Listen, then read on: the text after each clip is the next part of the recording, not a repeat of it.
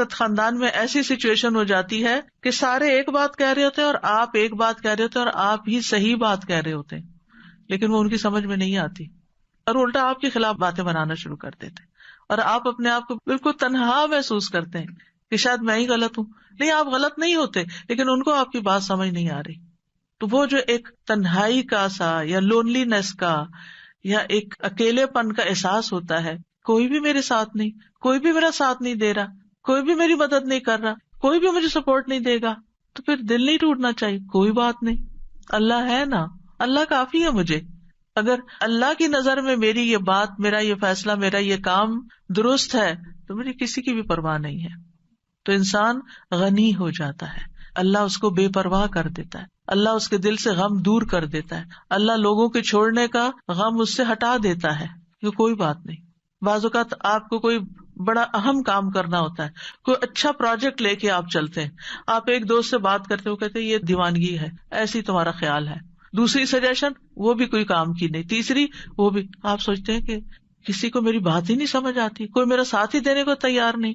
ایسے تمام دل ٹوٹنے والے ٹائمز پر حسبی اللہ و نعم الوکیل، اگر میں ایک خیر کا کام لے کر چلی ہوں تو اللہ میری مدد کرنے والا ہے. کیونکہ ہم دیکھیے کہ دنیا میں بڑے کام صرف ان لوگوں نے کیے ہیں جن کا حوصلہ بلند ہوتا ہے، جن کا توکل پھر اللہ کی ذات پر ہوتا ہے کہ یہ ہوگا، اللہ کرے گا، کرنے والا اللہ ہے. میں طریقہ کروں گی، سبب اختیار کروں گی، محنت کروں گی، لیکن برکتیں اور رحمتیں تو اللہ ہی کی طرف، فضل تو اللہ کی طرف. اللہ ذو فضل عظیم، بڑا فضل تو اللہ کے پاس ہے. ہم لوگوں کے ہاتھوں کی طرف دیکھتے ہیں، لوگوں کے خزانے کی طرف دیکھتے ہیں، اصل خزانوں کا مالک کون ہے اور ان لوگوں کا بھی مالک کون ہے؟ وہ بھی اللہ ہے. ان کے دل بھی اللہ کے ہاتھ میں، وہی انہیں توفیق دے گا تو خیر کے کام میں ساتھ دیں گے، نہیں تو نہیں دیں گے. تو کوئی بھی ایسا موقع جہاں آپ کے اپنے پیارے آپ کا ساتھ نہ دیں، وہاں بھی دل چھوٹا نہ کریں، وہاں بھی آپ کا دل نہیں ٹوٹنا چاہیے، کیونکہ اللہ آپ کے ساتھ ہے. تو فَإِن تَوَلَّوْا، اگر یہ منہ موڑ جائیں، آپ کا ساتھ نہ دیں، تو آپ حسبی اللہ کہیں، لا الہ الا ہو کہیں، علیہ توکلت کہیں، وہو رب العرش العظیم کہیں. ایک چھوٹی سی دعا کے اندر ہر پارٹ جو ہے اس کا بہت پاورفل ہے. یعنی اللہ مجھے کافی ہے، اللہ کے سوا کوئی معبود نہیں ہے، میرا بھروسہ اس پر ہے، مجھے اس کی مدد کا یقین ہے، میں اس کی طرف رجوع کرتا ہوں، وہ میری مدد کرے گا. وہ ساری مخلوق کا مالک، اور مخلوق میں سے سب سے عظیم ترین مخلوق کا بھی وہی رب ہے، وہی مالک ہے، وہی خالق ہے. تو میں اس کا سہارا لیتا ہوں. تو یہ ان مبارک دعاؤں میں سے ہے جن کے پڑھنے کا اللہ تعالیٰ نے خود نبی صلی اللہ علیہ وسلم کو قل کہہ کے حکم دیا. آپ کہیے، آپ پڑھیے، یہ آپ کو فائدہ ہوگا. ایسے تھوڑی کہ اللہ تعالیٰ کے پڑھیے اور پڑھتے ہوئے چھوڑ دیں اور پھر پرواہ نہ کرے. کیسے ہو سکتا ہے؟ جو چیز اللہ تعالیٰ نے خود سکھا دی اس سے بہتر کیا ہو سکتا ہے کہ یہ آپ کو فائدہ دے گا. آپ دیکھیے کہ بعض اوقات بہت ساری چیزیں انسان کو ڈراتی ہیں. فیوچر کا خوف ہوتا ہے، جادو کا، ٹونے کا، اس کا، وہ جن، شریر، دشمن، رات کا اندھیرا ڈراتا، پتہ نہیں کیا کیا چیزیں، یعنی بہت سی چیزیں خوف دلاتی ہیں انسان کو. تمہارا کیا بنے گا، تمہارا کوئی فیوچر نہیں، تمہارے بڑھاپے کا ساتھی کون ہوگا، تمہاری اولاد تمہیں نہیں پوچھتی، تمہارا شوہر تمہیں نہیں پوچھتا، تمہارے لیے رزق کا کوئی سبب نہیں. کئی چیزیں انسان کو شیطان ڈراتا رہتا ہے نا.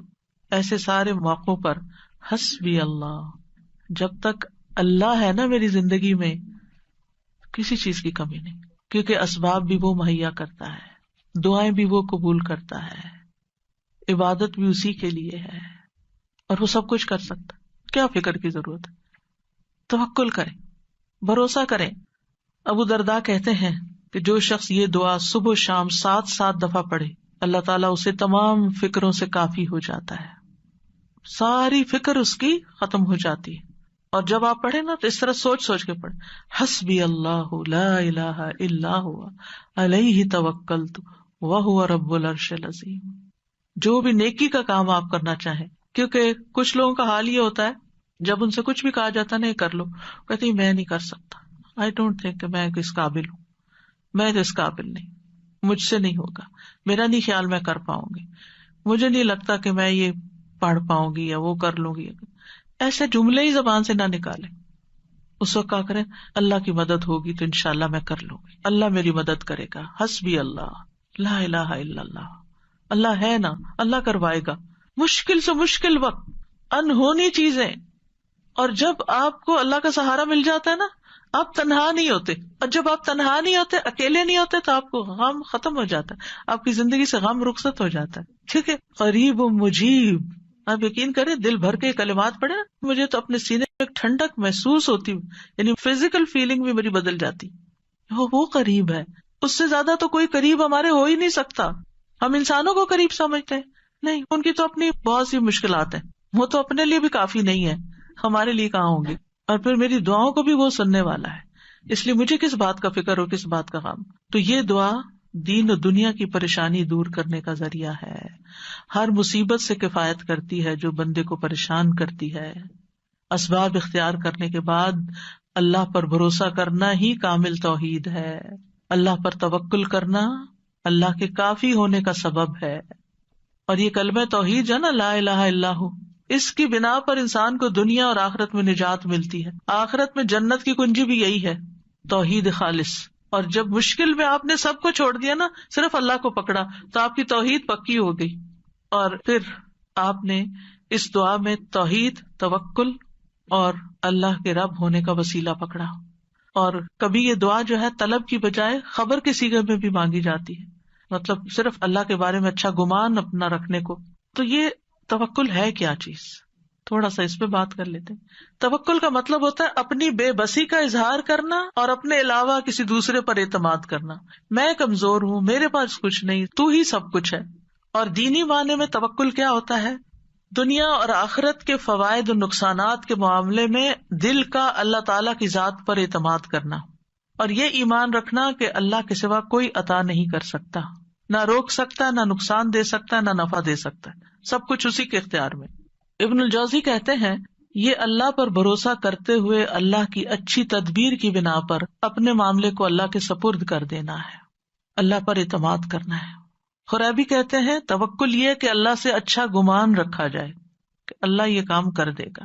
توکل اللہ کے وعدوں پر دل کا اطمینان ہوتا ہے. ابن تیمیہ کہتے ہیں اللہ پر توکل کرنا فرض ہے اور بڑے فرائض میں سے ہے, جیسا کہ اللہ کے لیے اخلاص اپنانا واجب ہے. اور اللہ نے کئی آیات میں توکل کرنے کا حکم دیا ہے. یہ وضو کرنے کے حکم غسل جنابت کے حکم سے بھی بڑا حکم ہے, اور اللہ نے اپنے علاوہ کسی اور پر توکل سے منع کیا. یعنی وضو کا حکم تو ایک دفعہ آیا نا, جنابت سے غسل کا حکم تو قرآن میں ایک دفعہ آیا, توکل کا حکم کئی دفعہ آیا. تو ہم وضو کا اہتمام تو ضرور کرتے ہیں, پاکیزہ ہونے کا اہتمام کرتے ہیں, لیکن جب توکل کی باری آتی ہے تو ہم فیل ہو جاتے ہیں, وہ ہمیں یاد نہیں رہتا. پھر سعید بن جبیر کہتے ہیں اللہ پر توکل کرنا ایمان کا خلاصہ ہے. ابو محمد سہل کہتے ہیں مقامات میں توکل سے زیادہ باعزت کوئی اور مقام نہیں. اللہ تعالیٰ اپنے نبی کو حکم دیتے ہیں فَتَوَكَّلْ عَلَى اللَّهِ اِنَّكَ عَلَى الْحَقِّ الْمُبِينِ, پورا کانفیڈینس دیا, آپ اللہ پہ بھروسہ کیجئے, آپ واضح حق پر ہیں, آپ سچ پر ہیں. ایک اور جگہ پر ہے وَتَوَكَّلْ عَلَى الْحَيِّ الَّذِي لَا يَمُوتُ وَسَبِّحْ بِحَمْدِهِ, اس زندہ ہستی پر بھروسہ کیجئے, یعنی اللہ پر جو نہیں مرے گا, اور اس کی حمد کے ساتھ تسبیح کیجئے. ہم کس پر بھروسہ کر رہے ہوتے ہیں؟ انسانوں پر جو کہ ختم ہو جانے والے. مومنوں کو حکم دیا وَعَلَى اللَّهِ فَلْيَتَوَكَّلِ الْمُتَوَكِّلُونَ, وہ توکل کرنے والوں کو اللہ پر توکل کرنا چاہیے. رب المشرق والمغرب لا الہ الا هو فاتخذہ وکیلا, مشرق اور مغرب کا رب ہے, اس کے سوا کوئی معبود نہیں, سو اسی کو کارساز بناؤ, اس کو اپنا کام درست کرنے والا سمجھو. توکل اللہ پر ایمان ہونے کی علامت ہے. توکل وہی کر سکتا ہے جس کا اللہ پر ایمان ہو. جس کے پاس ایمان نہیں اس کا توکل بھی نہیں ہوتا. جتنا ایمان زیادہ ہوگا اتنا توکل زیادہ ہوگا, جتنا ایمان کم ہوگا اتنا توکل کم ہوگا, جتنا توکل کم ہوگا اتنا ایمان کم ہوگا, جتنا توکل بڑھے گا اتنا ایمان بڑھے گا. دونوں لازم ملزوم ساتھ ساتھ بڑھتے جاتے ہیں. یہ اسلام لانے کا تقاضا ہے. موسیٰ علیہ السلام نے کہا میری قوم ان کنتم آمنتم باللہ فعلیہ توکلوا ان کنتم مسلمین, اگر مسلمان ہو نا تو پھر دشمن سے نہیں ڈرو, اللہ سے ڈرو, اللہ پہ بھروسہ کرو, کیونکہ نفع نقصان کا مالک تو صرف وہ ہے. بندوں پہ جب آپ بھروسہ کرتے ہیں نا وہ بھول جاتے ہیں, اوہ سوری آپ نے یہ کام کہا تھا, سوری یہ وجہ ہوگی تھی میں ٹائم پر نہیں پہنچ سکا. کئی مشکلات ان کی زندگی میں ہوتی ہیں, وہ خود بھی نہیں رہتے. لیکن اگر آپ اللہ پہ بھروسہ کرتے ہیں تو اللہ تعالیٰ کو ہمیشہ ہے, ہمیشہ رہے گا, اور وہ ہمیشہ مدد کر سکتا ہے. حالات تبدیل ہوتے رہتے ہیں، لوگ آپ کی زندگی میں تبدیل ہوتے رہتے ہیں، جگہیں تبدیل ہوتی رہتی ہیں، سچویشن تبدیل ہوتے رہتے ہیں، لوگوں کی لائلٹیز تبدیل ہوتی رہتی ہیں، لوگوں کے دل بدلتے رہتے ہیں، مالی حالات بدلتے رہتے ہیں. اس دنیا میں ہر لمحہ ایک چینج آ رہا ہوتا ہے، غیر محسوس چینج، اور بعض اوقات ہم اس کو ٹیکل نہیں کر سکتے کیونکہ ہمارے اندر بھروسہ نہیں ہوتا، توکل نہیں ہوتا. جو توکل کرتا ہے وہ ہر تبدیلی کے اندر کام ہوتا ہے. موسم بدل رہا ہے، کوئی بات نہیں، کوئی بھی چیز پسند کے خلاف، کوئی بات نہیں، سب ٹھیک ہو جائے گا.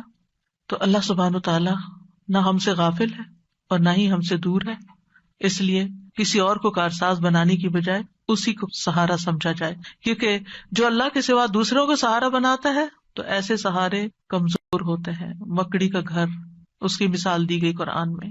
تو ہر کام کا ارادہ کرنے کے بعد اللہ پہ بھروسہ کرے. فَإِذَا عَزَمْتَ فَتَوَكَّلْ عَلَى اللَّهِ، عزم کر لیا توکل اللہ پر. لوگوں کا ڈر ہو تو بھی توکل اللہ پر، لوگ منہ موڑ رہے ہو تو توکل اللہ پر، کوئی چیز غم زدہ کرتی ہے توکل اللہ پر، جان کو خوف لاحق ہے توکل اللہ پر. جیسے جادوگروں نے کہا تھا فرعون کے مقابلے میں، فَقْضِ مَا أَنْتَ قَاضٍ، جو فیصلہ کرنا کر لو، ہم تو اللہ کی طرف جانے والے، تم ہمارا کیا بگاڑ لو گے. جادوگر تھے، کس حرام کام میں پڑے ہوئے تھے، ایمان آیا کہاں پہنچ گئے، سارا ڈر ہی نکل گیا اندر سے. جب کسی کی سازشوں کا علم ہو، کوئی چالیں چل رہا ہے ہمارے خلاف، توکل اللہ پہ، کیونکہ ہم نہیں نبٹ سکتے لوگوں کی چالاکیوں سے، اللہ نبٹنے والا کافی ہے. دشمنوں کا خوف ہو، کوئی بھی مدد اور نصرت چاہیے، توکل اللہ پہ. کوئی اذیت دے، کوئی تکلیف دے، کوئی پریشان کرے جہاں سے آپ کو خوف لائق رہتا ہے، اب پتہ نہیں یہ میرے ساتھ کیا کرے گا، اس نے پہلے بھی جادو کیا تھا مجھ پہ، وہ بڑا مشکل ٹوٹا، اب پھر یہ پھر کر دے گا مجھ پہ. عام طور پہ لوگوں کی یہ ذہنی کیفیت رہتی ہے نا، وہ فلاں آیا تھا نا، مجھے نظر لگ گئی تھی، اب یہ پھر آ گیا، اب پھر یہ کچھ کر کے جائے گا. نہیں، مت ڈریں، اللہ کافی ہے. جب ایسا کوئی خوف آنے لگے، حسبی اللہ و نعم الوکیل، کوئی کچھ بھی نہیں کر سکتا، اللہ ہے نا بس. اگر کوئی الزام لگائے آپ پر، آپ کو کوئی جھوٹا کہے، کوئی اور طرح سے تنگ کرے، تکلیف دے، تو اللہ پہ بھروسہ کرے کہ اللہ تو کافی ہو جائے ان سے مجھ کو. پھر اسی طرح بعض اوقات انسان کو کچھ کمپرومائز کرنے پڑتے ہیں، کسی کے ساتھ صلح کرنی پڑتی ہے، کچھ اپنے حق چھوڑنے پڑتے ہیں.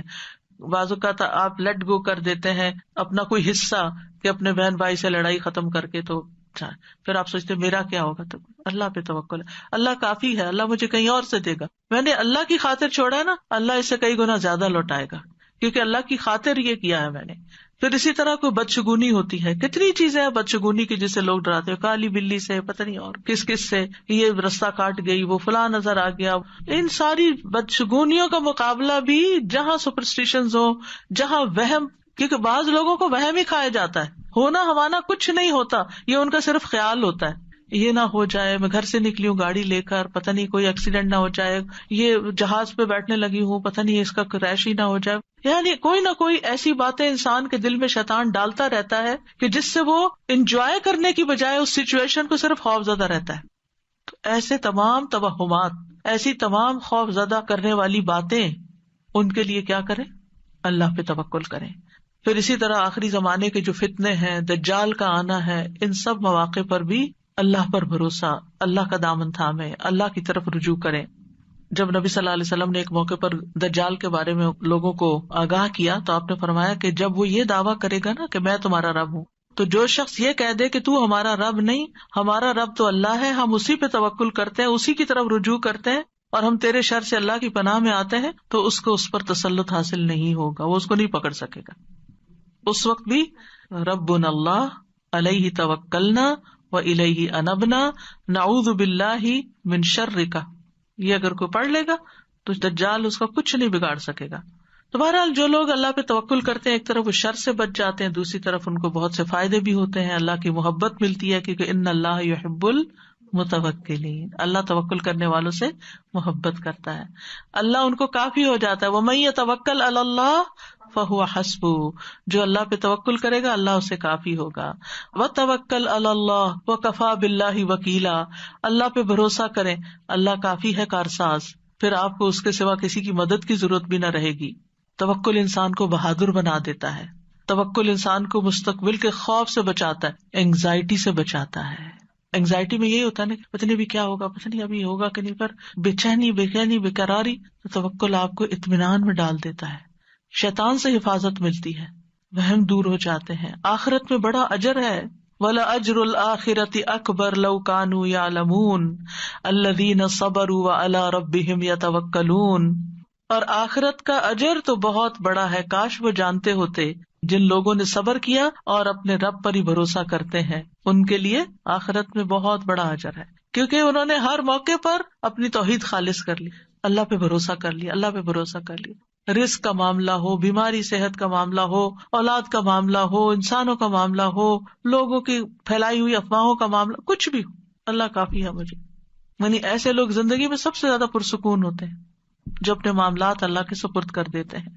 تو اس لیے کوئی بھی چیز جب آپ کے دل میں گھبراہٹ ذرا سی بھی ڈالے، فوراً پڑھے حسبنا اللہ و نعم الوکیل، یا حسبی اللہ و نعم الوکیل، حسبی اللہ لا الہ الا هو علیہ توکلت وہو رب العرش العظیم۔